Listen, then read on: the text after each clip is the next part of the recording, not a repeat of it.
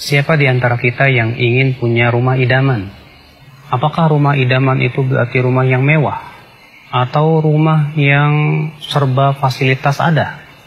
Rumah idaman adalah yang sesuai dengan yang diperintahkan oleh Allah dan Rasulnya.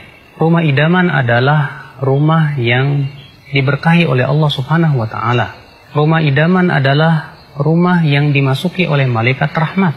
Lalu bagaimana kita bisa menjadikan rumah kita rumah yang penuh dengan keberkahan dari Allah dan rahmat Allah Subhanahu wa Ta'ala?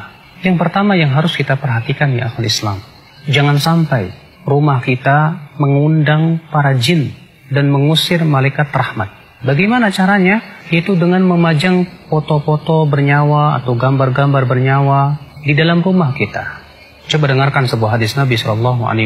Beliau bersabda, malaikat itu tidak akan masuk rumah yang ada di dalam rumah tersebut anjing dan gambar-gambar yang bernyawa. Malaikat yang dimaksud di sini dalam hadis ini adalah malaikat rahmat. Maka dari itu ya akhi, jangan kita gantungkan di rumah kita foto keluarga. Jangan kita gantungkan di situ gambar-gambar bernyawa atau patung-patung. Imam Ahmad meriwayatkan dalam musnadnya, suatu malam Rasulullah SAW berjanji untuk bertemu dengan malaikat Jibril. Malam itu Rasulullah menunggu, ternyata tak kunjung datang malaikat Jibril. Di pagi harinya Rasulullah keluar rumah, ternyata Rasulullah bertemu dengan malaikat Jibril. Lalu malaikat Jibril berkata, "Wahai Muhammad, sebetulnya tadi malam saya datang. Namun tidak ada yang mencegah saya untuk masuk ke rumahmu, kecuali karena di depan rumahmu ada patung. Dan di dalam rumahmu ada anjing. Perintahkan patung itu untuk dicabut kepalanya. Dan perintahkan anjing itu untuk dikeluarkan dari rumahmu." Maka yang kedua adalah, coba perhatikan ruangan-ruangan rumah kita. Dalam hadis yang disahihkan oleh Syekh Al-Albani rahimahullah, Rasulullah mengabarkan bahwa rumah itu untuk 3. Yang pertama untuk tamunya. Yang kedua untuk ruangan pemilik rumah, kamar tidurnya. Yang ketiga adalah untuk dapurnya. Dan yang keempat kata Rasulullah untuk syaitan.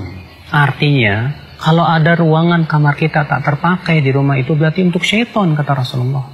Kemudian ya akhul Islam, kita berusaha untuk mengisi rumah kita dengan zikir kepada Allah, dengan sholat, dengan baca Al-Quran. Al-Imam At-Tirmidzi meriwayatkan bahwa Rasulullah SAW, jangan kalian jadikan rumah kalian seperti kuburan. Maksudnya apa kata para ulama? Karena kuburan bukan tempat sholat, kuburan bukan tempat baca Quran. Maka rumah yang tidak ditegakkan padanya sholat, tidak dibacakan padanya Al-Quran, berarti rumah itu seperti kuburan. Kemudian setelah itu, rumah itu diisi oleh penghuni-penghuni yang bertakwa kepada Allah. Suami yang bertanggung jawab, mendidik anak dan istrinya dengan apa yang Allah ridhoi dan cintai. Istri yang begitu taat kepada suaminya, yang senantiasa mentaati suaminya dalam keridhaan Allah Subhanahu wa Ta'ala. Anak-anak yang senantiasa berbakti kepada orang tuanya. Subhanallah, sebuah rumah yang sangat kita idamkan tentunya. Bukan rumah yang mewah tapi kosong daripada zikir kepada Allah, akan tetapi adalah rumah yang banyak padanya zikir kepada Allah, sehingga akhirnya rumah itu memberikan ketentraman dalam hati, menjadi sebuah rumah bagi kita, surga kita di dunia.